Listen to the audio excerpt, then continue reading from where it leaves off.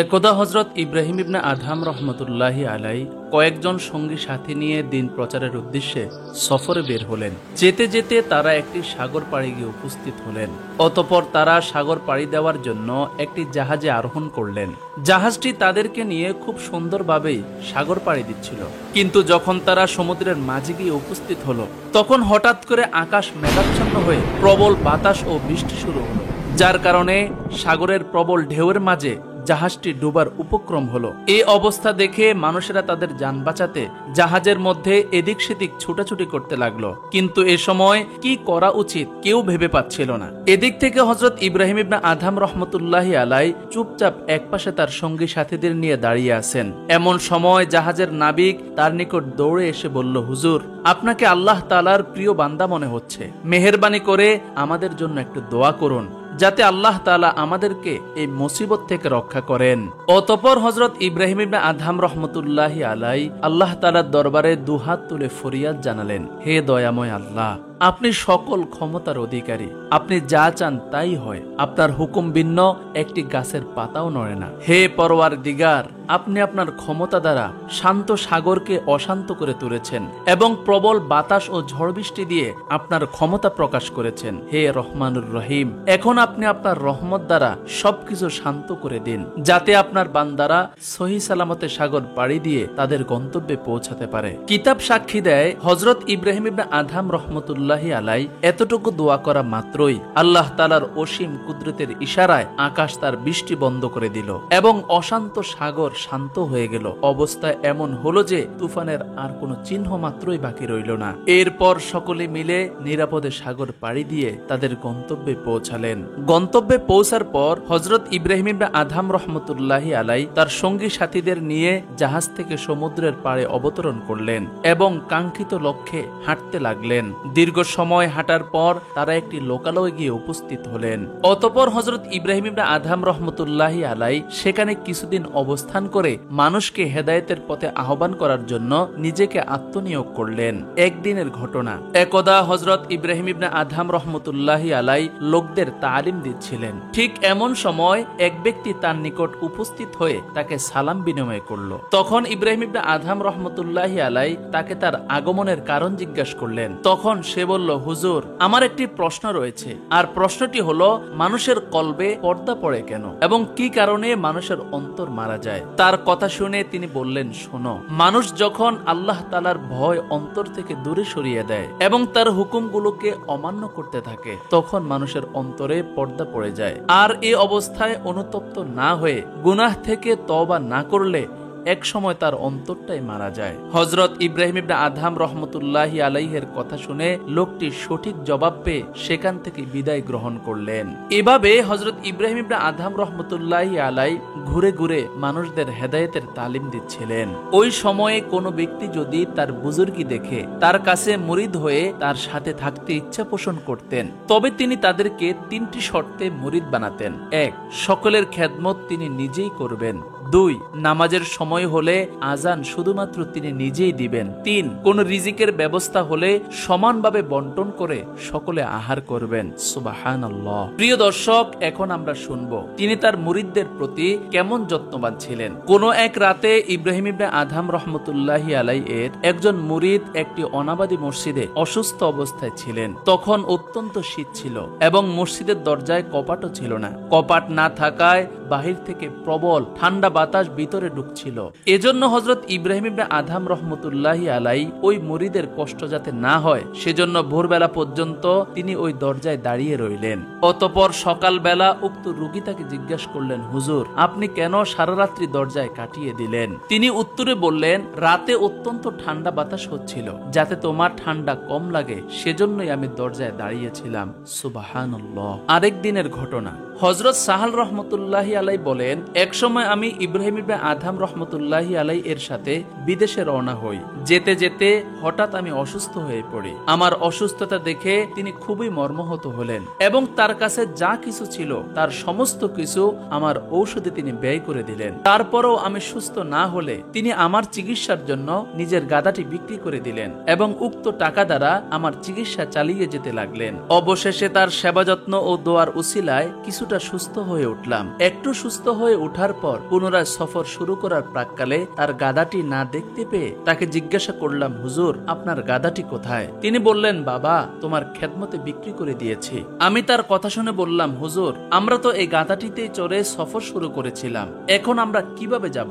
আর পাশাপাশি আমি তো এখনো পরিপূর্ণ সুস্থ হইনি এবং ভালোভাবে হাঁটতেও পারি না। আমার কথা শুনে জবাবে তিনি বললেন, চিন্তা করো না বাবা, আমার কাঁধে চড়ো, আমি তোমাকে আমার কাঁধে বহন করে নিয়ে যাব। অতঃপর তিনি আমাকে কাঁধে বহন করলেন এবং চলতে লাগলেন। এভাবে 3 দিন পথ অতিক্রম করার পর আমরা আমাদের গন্তব্যে পৌঁছালাম। হযরত ইব্রাহিম ইবনে আদহাম রহমতুল্লাহি আলাই এভাবেই তার মুরিদদের খেদমত করতেন। সুবহানাল্লাহ। আরেক দিনের ঘটনা, এক ব্যক্তি বহুদিন তার সহচর রূপে ছিল। অবশেষে তিনি ইব্রাহিম ইবনে আদহাম রহমতুল্লাহি আলাই এর নিকট থেকে বিদায় নেওয়ার প্রাক্কালে বলল, হুজুর এই দীর্ঘকাল আমার মধ্যে যে সকল ত্রুটি দেখেছেন তা আমাকে বলুন, যাতে আমি নিজেকে পরিশুদ্ধ করে নিতে পারি। তার কথা শুনে তিনি বললেন, বাবা আমি সর্বদাই তোমাকে বন্ধু হিসেবে দেখেছি, কাজেই তোমার কোনো ত্রুটি আমার চোখে পড়ে নাই। অতএব এই সমস্ত বিষয় আমাকে জিজ্ঞেস করে লজ্জা দিবে না, বরং তুমি অন্য কারো নিকট জিজ্ঞেস করে তোমার ত্রুটিগুলো জেনে নাও। সুবহানাল্লাহ। এরপর হযরত ইব্রাহিম ইবনে আদহাম রহমতুল্লাহি আলাই স্থায়ীভাবে মক্কা শরীফে বসবাস করার জন্য তার ভক্তবৃন্দদের নিয়ে মক্কা শরীফের উদ্দেশ্যে রওনা করলেন। অতঃপর পথ চলতে চলতে তারা মক্কা শরীফে এসে পৌঁছালেন। মক্কা শরীফে পৌঁছার পর হযরত ইব্রাহিম ইবনে আদহাম রহমতুল্লাহি আলাই পবিত্র উমরার কাজ সম্পন্ন করলেন। অতঃপর মসজিদে হেরেমের নিকটবর্তী একটি স্থানে স্থায়ীভাবে বসবাস করার জন্য ঘর নির্মাণ করলেন এবং সেখানেই তার ভক্ত মুরিদদের নিয়ে থাকতে লাগলেন। কিতাবের মাঝে লিখিত আছে, তিনি প্রায় সময় কাবা শরীফের কাছে এসে নামাজ আদায় করতেন এবং ইবাদতে মশগুল থাকতেন। এই সময়ে তার অভ্যাস ছিল তিনি প্রতিদিন সকালবেলা মক্কার অদূরে বনে জঙ্গলে কাঠ কাটতেন এবং তা মাথায় বহন করে বাজারে বিক্রি করে দিতেন। বাজারে বিক্রি করে যে সামান্য অর্থ পেতেন তা দ্বারা নিজের ও মুরিদদের খাবারের ব্যবস্থা করতেন। হযরত ইব্রাহিম ইবনে আদহাম রহমতুল্লাহি আলাই কখনো কোনো মুরিদের রুজি খাননি, বরং নিজে উপার্জন করে মুরিদদেরকে খাবার খাওয়াতেন এবং তাদের সেবা যত্ন করতেন। একদা হযরত ইব্রাহিম ইবনে আদহাম রহমতুল্লাহি আলাই পবিত্র কাবা শরীফের সামনে ইবাদতে মশগুল ছিলেন। ঠিক তখন তার জন্মভূমি বলক দেশের এক লোকের সাথে তার সাক্ষাৎ হয়। ওই ব্যক্তি পবিত্র মক্কা শরীফে উমরা করার উদ্দেশ্যে এসেছিলেন। তিনি ইব্রাহিম ইবনে আদহাম রহমতুল্লাহি আলাইকে দেখা মাত্রই তার নিকটে আসলেন এবং তার হাল হাকিকত জিজ্ঞাসা করলেন। হযরত ইব্রাহিম ইবনে আদহাম রহমতুল্লাহি আলাই তার সাথে সৌজন্য সাক্ষাৎ শেষ করে তাকে বিদায় দিলেন এবং পুনরায় ইবাদতে মশগুল হলেন। ওই ব্যক্তি পবিত্র উমরা শেষ করে নিজের দেশে গিয়ে হযরত ইব্রাহিম ইবনে আদহাম রহমতুল্লাহি আলাইর রেখে আসা স্ত্রী ও পুত্রের নিকট গমন করলেন এবং তার ব্যাপারে সকল সংবাদ তাদের জানিয়ে দিলেন। অতঃপর তারা যখন এ বিষয়ে নিশ্চিত হলো যে ইব্রাহিম ইবনে আদহাম রহমতুল্লাহি আলাই এখন মক্কা শরীফে অবস্থান করছেন এবং সেখানেই স্থায়ীভাবে বসবাস করছেন, তখন তারা আর কাল বিলম্ব না করে তার সাক্ষাতে পবিত্র মক্কার উদ্দেশ্যে বের হয়ে গেলেন। কারণ হযরত ইব্রাহিম ইবনে আদহাম রহমতুল্লাহি আলাই আল্লাহ তাআলার প্রেমে রাজ সিংহাসন ছাড়ার পর তার পরিবারের কোনো সদস্য তার ব্যাপারে কোনো সংবাদ জানতে পারেনি তিনি কোথায় আছেন এবং কোথায় বসবাস করেন। এক কথায় তিনি একেবারে তাদের থেকে নিখোঁজ ছিলেন। এখানে একটি কথা বলে রাখা ভালো, যে কথা ইতিপূর্বে বলা হয়নি। হযরত ইব্রাহিম ইবনে আদহাম রহমতুল্লাহি আলাই রাজ সিংহাসন ত্যাগ করার পূর্বে তিনি তার স্ত্রী ও এক দুগ্ধপোষ্য শিশু রেখে এসেছিলেন। সেই পুত্রটি বয়সপ্রাপ্ত হলে তার মাকে বারবার পিতার কথা জিজ্ঞেস করতেন, কিন্তু তার মা কখনোই তার ঠিকানা তাকে জানাতে পারেননি। তবে যখনই তিনি জানতে পারলেন যে তার বাবা মক্কা শরীফে অবস্থান করছেন, তখনই আপন সন্তানকে নিয়ে তিনি মক্কার উদ্দেশ্যে রওনা করলেন, যাতে পিতা ও পুত্রের বিচ্ছেদকে দূরীভূত করা যায়। অবশেষে তারা কাফেলার সাথে চলতে চলতে পবিত্র মক্কা শরীফে এসে উপস্থিত হলেন। মক্কা শরীফে উপস্থিত হওয়ার পর তার পুত্র মক্কার হেরেমে ফকিরি লেবাস পরা দরবেশগণকে দেখতে পেলেন। তাদেরকে দেখা মাত্রই সে তাদের নিকটে এসে উপস্থিত হলেন এবং তাদের নিকট হযরত ইব্রাহিম ইবনে আদহাম রহমতুল্লাহি আলাই এর ব্যাপারে জিজ্ঞাসা করলেন। ওই বালকের কথা শুনে তারা বললেন, তিনিই তো আমাদের শায়েখ, আমরা তার সোহবতে থেকে ইলমে মারিফাত হাসিল করছি। বালক যখন জানতে পারল এই দরবেশগণের পীরই হচ্ছে হযরত ইব্রাহিম ইবনে আদহাম রহমতুল্লাহি আলাই, তখন সে মনে মনে আল্লাহ তাআলার দরবারে এই বিষয়ে শুকরিয়া আদায় করল যে অচিরেই সে তার পিতার সাক্ষাৎ লাভ করতে পারবে। এই সমস্ত চিন্তা করে সে তাদেরকে আবার জিজ্ঞাসা করল, হযরত ইব্রাহিম ইবনে আদহাম রহমতুল্লাহি আলাই তথা আপনাদের পীর এখন কোথায় আছেন? আমি তাকে কিভাবে খুঁজে পাবো? তারা জবাব দিল, তিনি জঙ্গলে কাঠ কাটতে গিয়েছেন। তিনি প্রত্যেক দিন সকালবেলা জঙ্গলে কাঠ কাটতে বের হন এবং বিকালের সময় তা মাথায় বহন করে বাজারে নিয়ে আসেন, অতঃপর তা বিক্রি করে আমাদের জন্য রুটি খরিদ করেন। তাদের কথা শুনে কাল বিলম্ব না করে হযরত ইব্রাহিম ইবনে আদহাম রহমতুল্লাহি আলাইহের পুত্র জঙ্গলের দিকে রওনা করলেন। যেতে যেতে অবশেষে জঙ্গলে গিয়ে পৌঁছালেন। জঙ্গলে পৌঁছে সে দেখতে পেল যে একজন বৃদ্ধ লোক লাকড়ির বোঝা মাথায় নিয়ে লোকালয়ের বাজারের উদ্দেশ্যে রওনা করেছেন। ওই বৃদ্ধকে দেখে নিজ পিতার কথা মনে করে কাঁদতে কাঁদতে তার পিছু পিছু হাঁটতে লাগলেন। আর এদিক থেকে হযরত ইব্রাহিম ইবনে আদহাম রহমতুল্লাহি আলাই আস্তে আস্তে হেঁটে হেঁটে অবশেষে বাজারে গিয়ে উপস্থিত হলেন। বাজারে উপস্থিত হয়ে তিনি বলতে লাগলেন, কে চাও পবিত্র জিনিসের বিনিময়ে পবিত্র জিনিস খরিদ করবে? হযরত ইব্রাহিম ইবনে আদহাম রহমতুল্লাহি আলাই যখন এই কথা অনেকক্ষণ ধরে বলছিলেন, কিছুক্ষণ পরেই এক ব্যক্তি তাকে কিছু রুটি দিয়ে তার পরিবর্তে তার কাঠগুলো কিনে নিয়ে গেল। কাঠ বিক্রি করার পর হযরত ইব্রাহিম ইবনে আদহাম রহমতুল্লাহি আলাই উক্ত রুটিগুলো নিয়ে তার মুরিদদের কাছে আসলেন এবং সকলে মিলে ভাগাভাগি করে ওই রুটিগুলো আহার করলেন। এদিক থেকে তার পুত্র সকল ঘটনা পর্যবেক্ষণ করে সেদিনের মতো তার মায়ের কাছে ফিরে গেলেন এবং তার মাকে সবকিছু খুলে বললেন। এর কয়েকদিন পর হযরত ইব্রাহিম ইবনে আদহাম রহমতুল্লাহি আলাই এর পুত্র ঘটনাক্রমে কাবা শরীফ তাওয়াফ করতে হেরেমে আসলেন। ওই সময় হযরত ইব্রাহিম ইবনে আদহাম রহমতুল্লাহি আলাইও তাওয়াফ করছিলেন। তাওয়াফ করতে করতে হঠাৎ তার পুত্র তার সম্মুখীন হলে হযরত ইব্রাহিম ইবনে আদহাম রহমতুল্লাহি আলাই এর নজর তার পুত্রের দিকে পতিত হলো। পুত্রের প্রতি নজর পড়তেই তিনি কিছুক্ষণ তার দিকে তাকিয়ে রইলেন এবং তার নিষ্পাপ চেহারা দেখে তার মনে হতে লাগলো, এই বালকটি মনে হয় সেই বালক যেই বালককে আমি বল্ক দেশে তার মায়ের কাছে দুগ্ধপোষ্য অবস্থায় রেখে এসেছিলাম। এই সকল চিন্তা করার পর তিনি পুনরায় তাওয়াফের কাজে ব্যস্ত হয়ে পড়লেন। অতঃপর তাওয়াফ শেষ করে তিনি তার মুরিদদেরকে লক্ষ্য করে বললেন, আমার কাছে মনে হয় এই বালকটিই আমার পুত্র, যাকে আমি দুগ্ধপোষ্য অবস্থায় তার মায়ের নিকট রেখে এসেছিলাম।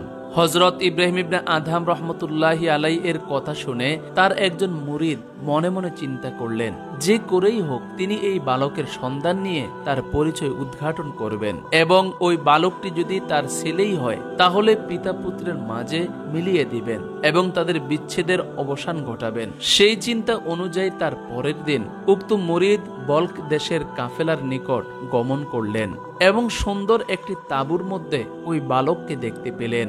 ওই বালকটি তাঁবুর মধ্যে বসে বসে পবিত্র কুরআনুল কারীম তেলাওয়াত করছিলেন আর তার দু চোখ বেয়ে পানি অঝর দ্বারায় ঝরে পড়ছিল।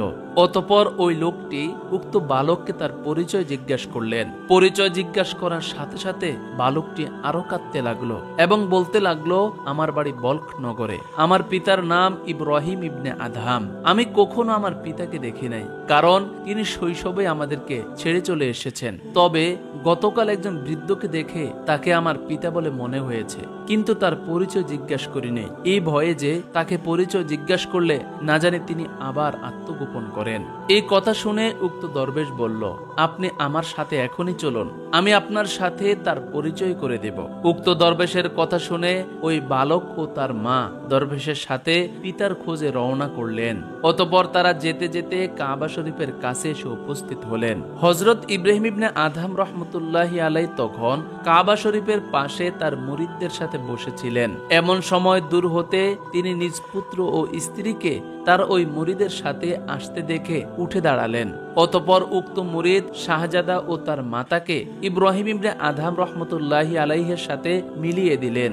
মিলিয়ে দেওয়ার পর তারা অস্থির হয়ে কাঁদতে শুরু করলেন। তাদের ক্রন্দনে মুরিদরাও সকলে কান্না শুরু করলেন। কাঁদতে কাঁদতে তার পুত্র বেহুশ হয়ে জমিনে পড়ে গেলেন। অতঃপর হুঁশ ফিরে আসলে তিনি তার পিতাকে তাজিমের সাথে সালাম করলেন। পিতা সালামের জবাব দিয়ে পুত্রকে জড়িয়ে ধরে কান্না শুরু করলেন।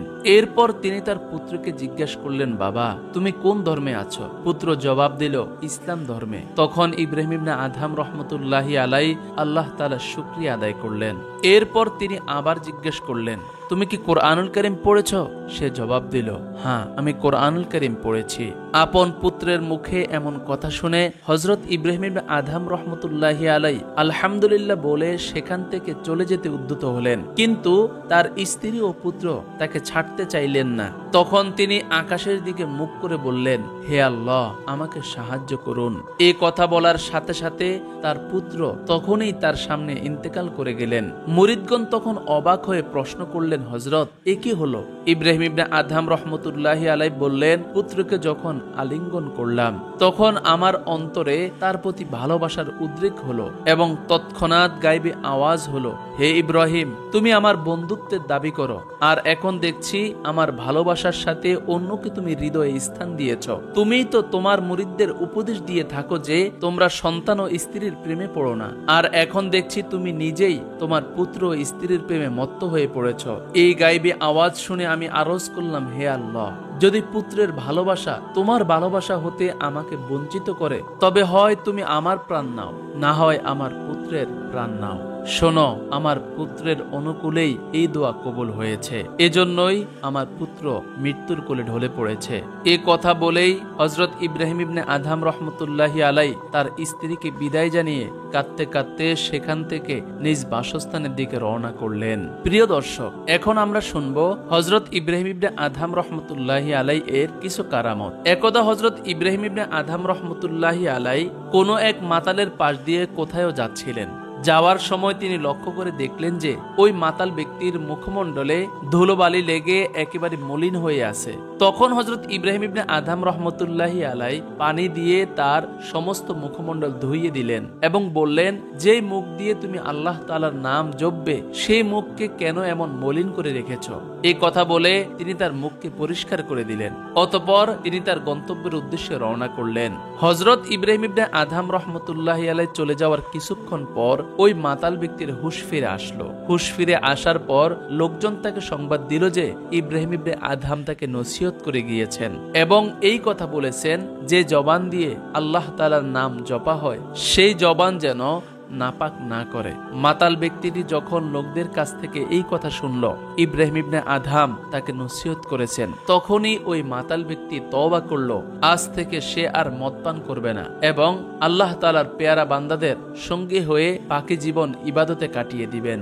ওই রাতেই ইব্রাহিম ইবনে আদহাম রাহমাতুল্লাহি আলাইহি স্বপ্নে দেখলেন যে আল্লাহ তাআলা তাকে লক্ষ্য করে বলছেন, হে ইব্রাহিম তুমি আমার সন্তুষ্টির জন্য একজন মাতাল ব্যক্তির চেহারা ধুইয়ে দিয়েছ, শুনে রাখো এর বদলে আমি তোমার অন্তরকে ধৌত করে দিলাম। সুবহানাল্লাহ। প্রিয় দর্শক, আজকের ভিডিওটি এ পর্যন্তই। ভিডিওটি আপনাদের কাছে কেমন লাগলো অবশ্যই কমেন্টের মাধ্যমে জানাবেন। এই ধরনের ইসলামিক ভিডিও নিয়মিত পেতে আমাদের চ্যানেলটি সাবস্ক্রাইব করে আমাদের পাশেই থাকবেন। আগামী ভিডিওটি দেখার আমন্ত্রণ জানিয়ে আজকের মতো এখানেই বিদায় নিচ্ছি। আসসালামু আলাইকুম ওয়া রাহমাতুল্লাহি ওয়া বারাকাতুহু।